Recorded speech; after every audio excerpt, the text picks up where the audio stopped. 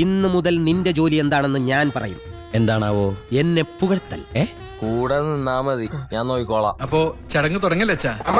ഒരു സ്വാതന്ത്ര്യ സമര പോരാളികളാണ്. അടിയറ പറയാത്ത ഒരു സ്വാതന്ത്ര്യ സമര പോരാളികളാണ്. ഞങ്ങളൊക്കെ ഹമാസിന് ഭാഗം. ഹമാസ് പാലസ്തീൻ സ്വാതന്ത്ര്യ സമര പോരാളികളാണെങ്കിൽ എന്തിനാണ് ഹമാസ് POKയിൽ വന്നത്? എന്തിനാണ് പഹൽഗാമിന് ഇവിടെ ഗൂഢാലോചനയിൽ ഹമാസിന്റെ നേതാക്കൾ പങ്കെടുത്തത്?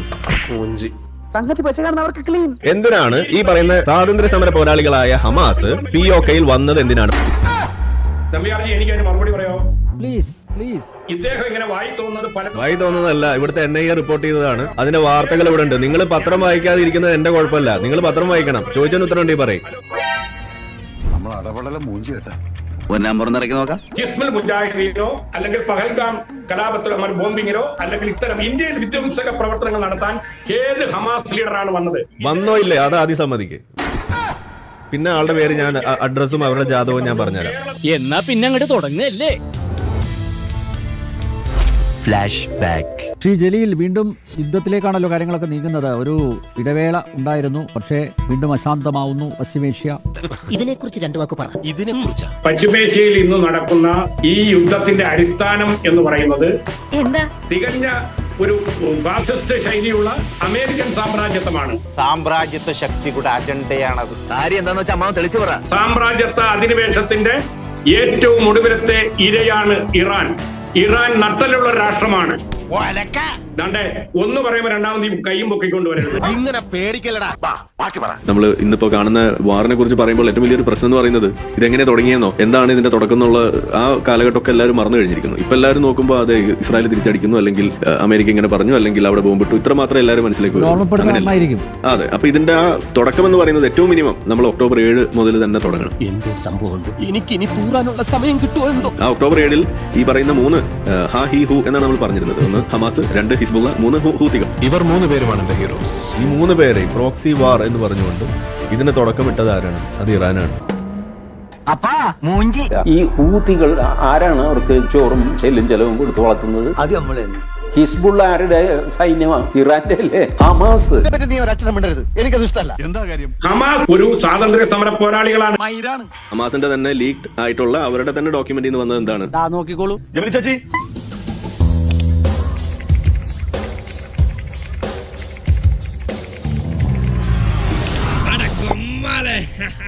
തൂക്കിയല്ലോ നാഥ. അതായത് ഇസ്രായേലും സൗദി അറേബ്യയുമായിട്ടുള്ള ആ ബന്ധം അവിടെ ഊഷ്മളമാകുന്ന അതിന്റെ ചർച്ചകൾ അന്തിമഘട്ടത്തിലേക്ക് പോകുമ്പോൾ അത് ശരിയാകില്ല, അതിനെ തകർക്കണം. ഇതാ ഞങ്ങളുടെ പ്ലാൻ. പോയി. പക്ഷേ അവന്റെ അടുത്ത ജീവിത ലക്ഷ്യം വായിച്ചപ്പോ ശരിക്കും എന്റെ കണ്ണു നിറഞ്ഞതാ. അതിന് നമ്മൾ ഇതുവരെ കാണാത്ത തരത്തിലുള്ള ഒരു പുതിയൊരു അറ്റാക്ക് നമ്മൾ നടത്തി അതിനെ പൊളിക്കണം എന്ന് തന്നെ എഴുതി വെച്ചുകൊണ്ട് ഇങ്ങോട്ട് വന്നതാണ് ഈ പ്രോക്സി വാർ. അപ്പൊ അതിന്റെ ലക്ഷ്യം എന്താണ്? അബ്രഹാം അക്കോർഡ്സിനെ തകർക്കുക, സമാധാനം ഇല്ലാതെയാക്കുക. അപ്പൊ നിങ്ങൾ പറയും സമാധാനം ഇല്ലാതെയാക്കണം എന്ന ലക്ഷ്യം ആർക്കാണ്? ഇതവിടെ ഉണ്ടായിരിക്കും, ഇതിന്റെ വസ്തുതകൾ അവിടെ ഉണ്ടായിരിക്കട്ടെ. ഇതെല്ലാം മാറ്റി വെച്ചിട്ട് ഇതെല്ലാം അമേരിക്കയുടെ തലയിലിട്ട് മുങ്ങാം എന്ന് പറയുന്ന ഒരു പൊതു നിലപാട് ഇവിടുത്തെ ഒരു ആളുകൾക്ക് വലിയ മാനവികവാദിയാണെന്നൊക്കെ കാണിക്കാൻ, യുദ്ധവിരുദ്ധനാണ് അല്ലെങ്കിൽ സാമ്രാജ്യത്വ വിരുദ്ധനാണെന്നൊക്കെ കാണിക്കാൻ ഇതൊക്കെ പറയാൻ എളുപ്പമാണ്. പക്ഷെ അങ്ങനെയല്ല. സമ്മതിക്കില്ല, ഇത് ഞാൻ സമ്മതിക്കില്ല. This is not a Muslim or Christian issue.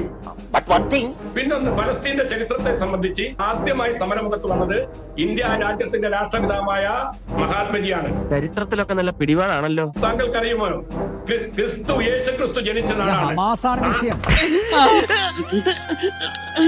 Anil sir, പാതിരാത്രി താങ്കളുടെ വീട്ടിലേക്ക് ഇരച്ചു കയറുമാണ് ഒരു അധിനിവേശ സൈന്യം. താങ്കളെ പിടിച്ച് വിലങ്ങ് വെച്ചുകൊണ്ട് പോവുകയാണ് പട്ടാളക്കാർ. ഇരവാദം ഉയർത്തുകയാണോ? അതെ. കുട്ടികളെയും വൃദ്ധരെയും ഗർഭിണികളെയും, സ്ത്രീകൾ, കുട്ടികൾ, ഗർഭിണികൾ, ഇവരും മാത്രം ഗർഭിണികളവിടെ. എനിക്ക് ഒരു കാര്യത്തിൽ മാത്രമേ വിയോജിപ്പുള്ളൂ, ഈ ഹമാസിനെ ഇങ്ങനെ വിശുദ്ധന്മാരാക്കാതെ പ്ലീസ്. അല്ല, ഹമാസ് അടിമതറാത്ത ഒരു സ്വാതന്ത്ര്യ സമര പോരാളികളാണ്. ഒരിക്കൽ കേട്ടതല്ലേ അത്? നിങ്ങൾ അത് തന്നെ പാടിക്കൊണ്ടിരുന്ന പിന്നെ ഇതങ്ങനെ ശരിയാവും. ഞാൻ പറഞ്ഞു. ഹമാസ് പാലസ്തീൻ സ്വാതന്ത്ര്യ സമര പോരാളികളാണെങ്കിൽ എന്തിനാണ് ഹമാസ് POKയിൽ വന്നത്? എന്തിനാണ് പഹൽഗാമിന് ഇവിടെ ഗൂഢാലോചനയിൽ ഹമാസിന്റെ നേതാക്കൾ പങ്കെടുത്തത്? എനിക്ക് അതിന് മറുപടി പറയോ? ഇദ്ദേഹം ഇങ്ങനെ വായി തോന്നുന്നതല്ല, ഇവിടുത്തെ NIA റിപ്പോർട്ട് ചെയ്തതാണ്. സംസാരിക്കുന്ന വ്യക്തിയെ ആദ്യം അറസ്റ്റ് ചെയ്ത് ലോകപ്ലാൻ. ഹമാസിന്റെ ആളുകൾ ഈ പറയുന്ന POKയിൽ വന്നോ ഇല്ലേ അതാദ്യം പറയൂ, എന്നിട്ട് നമുക്ക് മെഴുകാം. കേരളത്തിലെ ഒരു പള്ളിയിൽ നടന്നെന്ന് പറഞ്ഞ വിശ്വസിക്കൂ. നല്ല ചോദ്യം. അജ്മൽ കസബ് നിസ്കരിച്ച പള്ളി തൃക്കാക്കര ജുമാ മസ്ജിദ്.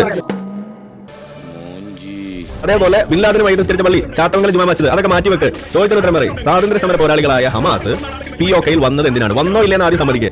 ചാത്തമംഗലം എന്ന് പറയുന്നത് കുന്ദമംഗലം നിയോജക മണ്ഡലത്തിലെ ഒരു പഞ്ചായത്താണ് ചാത്തമംഗലം. നിങ്ങൾ ഹമാസിനെ വെളുപ്പിക്കുന്നതിന്റെ ഇടയിൽ ഒരു ചോദ്യം തിരിച്ചു വരുമ്പോ അത് ഇവിടെ പ്ലേറ്റ് മാറ്റിയതുകൊണ്ട് അതിന് രക്ഷപ്പെടാൻ കഴിയില്ല. നിങ്ങൾ അങ്ങനെ ചുളുവിൽ രക്ഷപ്പെടണ്ട. ചുളുവിൽ അങ്ങനെ രക്ഷപ്പെടാൻ അനുവദിക്കില്ല ജലീല്. ജലീലിനോട് ഒരു കൃത്യമായൊരു ചോദ്യം ചോദിക്കുമ്പോ അതിനുത്തരം പറയൂ. പറയാം, ഞാൻ പറയാം. അങ്ങനെ ഉണ്ടോ ഇല്ലയോ എന്ന് ചോദിച്ചാൽ ഉണ്ട് എന്നല്ലേ അദ്ദേഹം പറഞ്ഞതിന്റെ അർത്ഥം.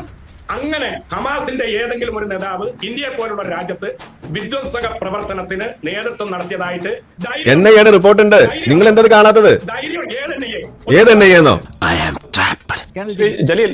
ജലീൽ ഹമാസിന്റെ ഈ പാക് ഓക്കുപൈഡ് കശ്മീരിൽ 5th ഫെബ്രുവരിയിൽ, അതായത് കശ്മീർ ഇൻഡിപെൻഡൻസ് ഡേ അല്ലെങ്കിൽ ലിബറേഷൻ ഡേ അവർ സെലിബ്രേറ്റ് ചെയ്ത സമയത്ത് ഹമാസിന്റെ ലീഡേഴ്സ് അവിടെ വന്നിരുന്നു. എന്നിട്ട് അവിടെ ഒരു ബൈക്ക് റാലി നടത്തിയിരുന്നു. അതുകൂടാതെ ഇപ്പൊ കഴിഞ്ഞ ദിവസമാണ് NIA റിപ്പോർട്ടിൽ പറയുന്നത് പഹൽഗാമിന്റെ ഗൂഢാലോചനയിൽ ഹമാസിന്റെ സാന്നിധ്യം അവർ റിപ്പോർട്ട് ചെയ്തിട്ടുണ്ട്.